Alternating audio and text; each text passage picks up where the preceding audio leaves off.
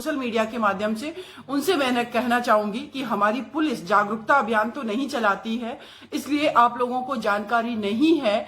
लेकिन मैं आप लोगों को बताना चाहती हूं कि आप जो लोग भी फेसबुक पर इस मुद्दे को उठा रहे हैं, जहां पर भी आप लाइव जा रहे हैं, कृपया करके उस बच्ची का जो मेन नाम है, उस गुड़िया का जिसके साथ गैंग रेप करके मर्डर करके उसके घर के बाहर फेंक दिया गया, उसका ओरिजिनल नाम जो है वो ना लें। उसका नाम ज्योति मौर्य बदला हुआ नाम है। इसी नाम से आप लोग प्रोटेस्ट करें, इसी नाम से आप लोग उस बच्ची को बुलाएं। आगे मैं ये कहना चाहती हूं, कल की ये घटना है, मैं घटना बता देना चाहती हूं आप सभी लोगों को कि कल जो गांव है, उस गांव का नाम है कतबारू गांव का नाम है, और जो थाना पड़ता है वो पड़ता है कटरा कोतवाली। ये मिर्जापुर जिले उत्तर प्रदेश राज्य का ये मैटर है। वहां पर कल एक बच्ची 4 बजे शाम को अपने घर के बाहर खेलती है, जिसका नाम ज्योति मौर्य है। उसका परिवार पढ़ा लिखा नहीं है, मदर अनपढ़ है, मदर घर में दूसरों के घरों में काम करती है और फादर जो है वो मजदूरी करते हैं। वो बच्ची 4 बजे शाम को अपने घर के बाहर खेल रही थी। उस बच्ची को जो एक अपराधी, जो मेन अपराधी है, जिसको वहां की जो लोकल पॉलिटिशियन है, जिनका नाम अभी मुझे अवगत होगा, नहीं तो मैं अपने जो भी लाइव के बाद जो कमेंट सेशन है उसमें डाल दूंगी, कोई यादव हैं, वो पूरी तरीके से प्रेशर बनाए हुए हैं कि उस अपराधी का जो मेन अपराधी है उसको नाबालिग डिक्लेयर किया जाए, नाबालिग घोषित कर दिया जाए, पहली बात। दूसरा, उसमें एक और जो अपराधी है, इन 2 लोगों को पुलिस ने बैठाला हुआ है और बाकी कल इन लोगों ने रात में 9 संदिग्ध लोगों को पकड़ा था कि 9 लोग इस अपराध में शामिल हैं और 7 लोगों को छोड़ दिया गया है। 7 लोगों को पुलिस ने, मिर्जापुर एसपी से मैं सवाल करना चाहती हूं, सीओ कटरा कोतवाली से मैं सवाल करना चाहती हूं, किस आधार पर आपने इन 7 लोगों को छोड़ दिया और 2 को बैठाल रखा है? उस बच्ची का चेहरा इन अपराधियों ने डिस्ट्रॉय कर दिया, उसके लिप्स नोट डाले, उसके चीक्स, सब कुछ, उसकी बॉडी को एकदम से डिस्ट्रॉय कर दिया। 9 साल की बच्ची है। शर्म आनी चाहिए इन लोगों को कि वहां पॉलिटिक्स हो रही है। उस बच्ची का शव अभी रखा हुआ है। मेरी सीओ कोतवाली से बात हुई, मैंने कहा कि परिवार को आपने अभी तक एफआईआर क्यों नहीं दी? एफआईआर किसी भी विक्टिम परिवार का अधिकार है कि अगर एफआईआर वो दर्ज कराते हैं किसी के नाम पर, तो उनको इमीडिएटली फ्री ऑफ कॉस्ट वो एफआईआर की कॉपी दी जाएगी।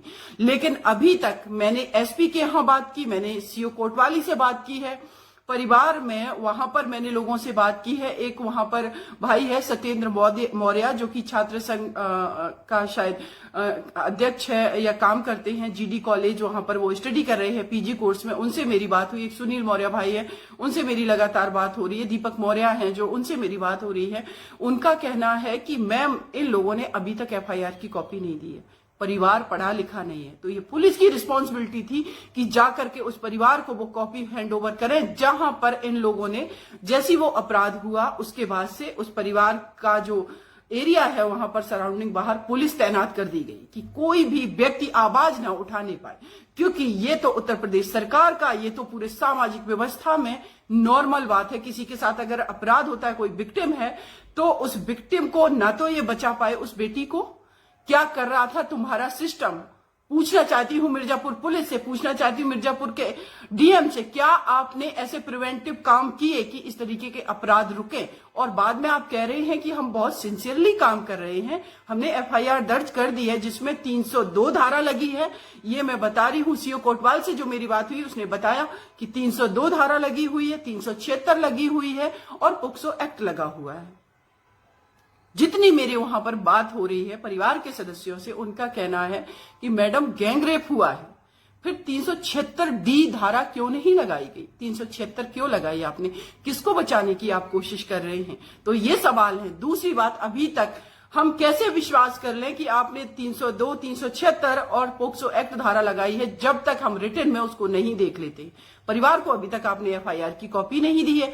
कैसे पता चलेगा उस परिवार को कि आप ने फेयर जो है वो तरीके से एफआईआर लॉन्च की भी है या नहीं?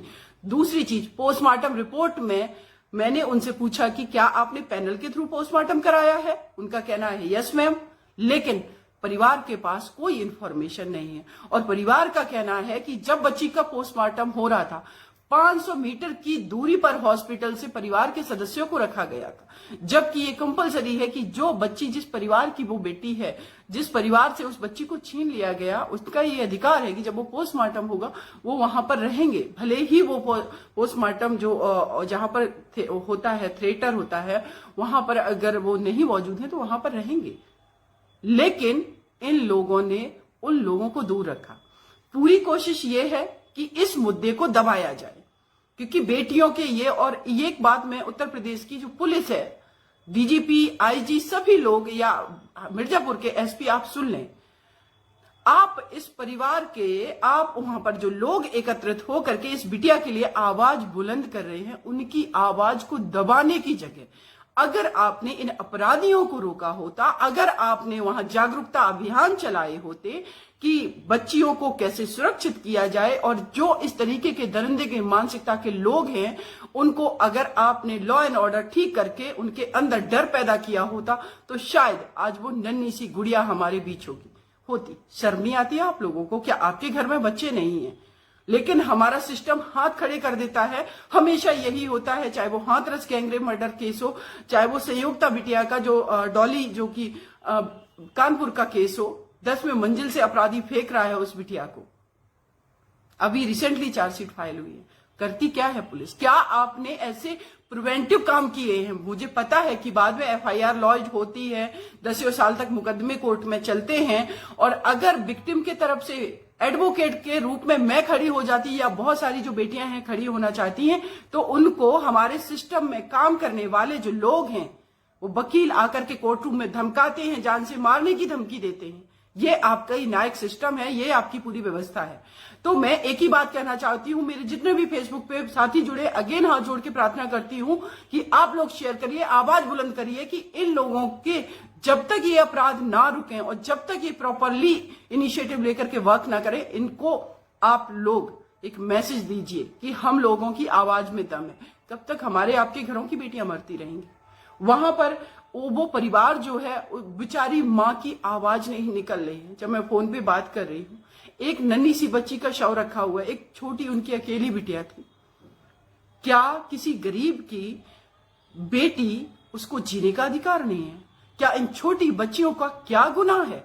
जब हम लोग आवाज उठाते हैं as a female, as a human being, कि महिलाओं के भी अधिकार हैं, तो कहा जाता है महिलाएं तो गलत फेमिनिज्म कर रही हैं, महिलाएं तो डमी फेमिनिज्म कर रही हैं, महिलाओं को तो फैशन करना है, महिलाओं को तो ये करना है, महिलाओं को तो वो करना है, वो तो सामाजिक ताने बाने को तोड़ रही हैं। तो इस सामाजिक ताने बाने में हम लोग काम कर रहे थे, लेकिन फिर क्यों मारा जा रहा है? 9 साल की बच्ची ने कौन से छोटे कपड़े पहने थे? 9 साल की बच्ची ने ऐसा क्या कर दिया था कि उस लोगों को, और अगर 9 साल की वो बच्ची है, 50, 60, 45, 35 साल की भी बेटी होगी, वो भी, उसको भी इक्वल तरीके से अधिकार है जीने का। मानसिकता पुरुषों की नहीं बदल पा रहे, मानसिकता ऐसे दरिंदों की नहीं आप बदल पा रहे, लॉ एंड ऑर्डर अपना ठीक नहीं कर पा रहे हैं। योगी जी, आपसे सवाल है, संयोक्ता के केस में आपने प्रॉमिस किया था 15 दिन में चार्जशीट फाइल करने का, 3 महीने बाद हुआ, जबकि हमने 50 बार बात की होगी वहां के पुलिस सिस्टम से। 3 महीने बाद वहां पर जो है चार्जशीट फाइल हुई है। और इस केस में भी मैं बात करना चाहूंगी, आप सभी को बताना चाहती, जो पोक्सो एक्ट है, उस एक्ट में ये व्यवस्था है कि कभी अगर 12 साल से नीचे की बच्ची के साथ रेप होता है या इस तरीके के उसके साथ अपराध होते, बच्ची की बात नहीं कर रही हूं मैं, बच्चों की भी बात कर रही हूं।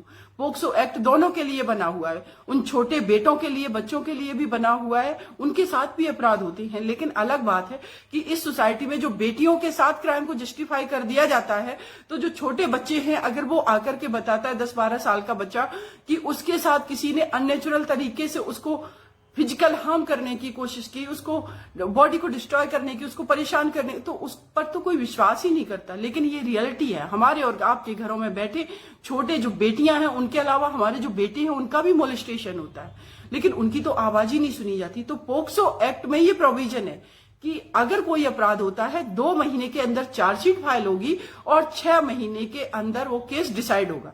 अब आप देखिएगा, एक कुशीनगर का मैटर है, 12 साल की बच्ची पूजा, उसका रेप करके मर्डर कर दिया गया। पोक्सो एक्ट का मैटर था ना, 1 साल होने जा रहा है। अभी एविडेंस पे मैटर पहुंचा है।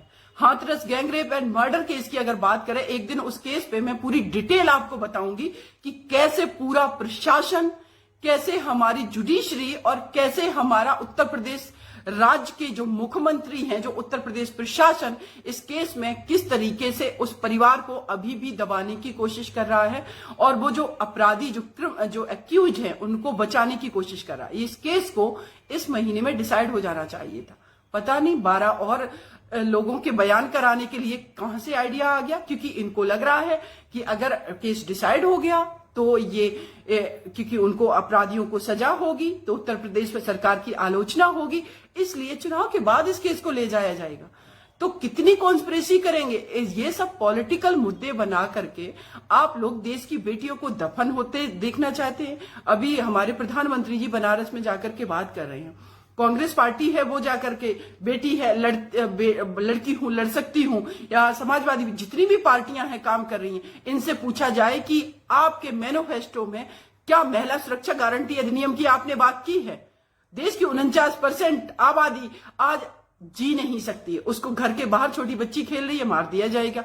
बस में एक महिला ट्रेवल कर रही है तो उस महिला के साथ गैंग रेप करके उसके बच्चों को वो लोग डिटेन करके ये धमकी देंगे कि अगर तूने आवाज उठाई तो तेरे बच्चे को बस से फेंक देंगे। एक नहीं, हजारों केसेस पड़े हुए। आप लोगों को पता है, ये आज गुड़िया का मैटर मेरे तक आया, मैं आवाज उठा रही हूं। 3 साल की बच्ची बुलंदशहर की, उसके साथ रेप किया गया। जैसी मैंने वहां के एसपी से बात की, उनका कहना है मैडम इस केस को हम पूरी तरीके से हैंडल कर रहे हैं, परिवार को कोई ऑब्जेक्शन नहीं है। आप क्यों ऑब्जेक्शन कर रही हो? मुझे तो शर्म आती है कि हमारा पुलिस सिस्टम इतना ज्यादा असंवेदनशील है और ये दिखाने की कोशिश करते हैं कि ये सिस्टम में बैठे हैं तो ये कुछ भी करेंगे, जस्टिफाई किया जाएगा।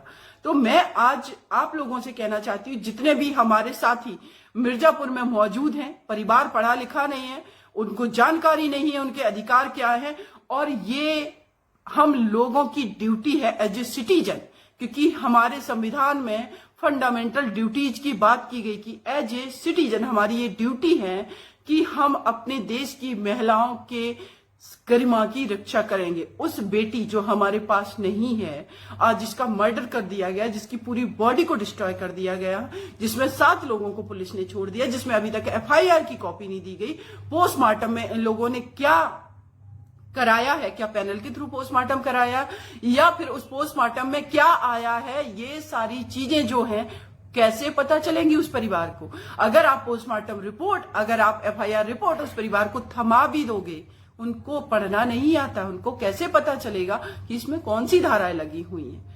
क्या वहां पर आपने किसी काउंसलर को, उस परिवार के पुलिस ने क्या किसी काउंसलर को उस परिवार के पास जाकर के उनसे बात करवाने की कोशिश की है कि सारी चीजें बताए? वो व्यक्ति जो अपराधी हैं, जो ये लोग उस बच्ची को उठा ले गए।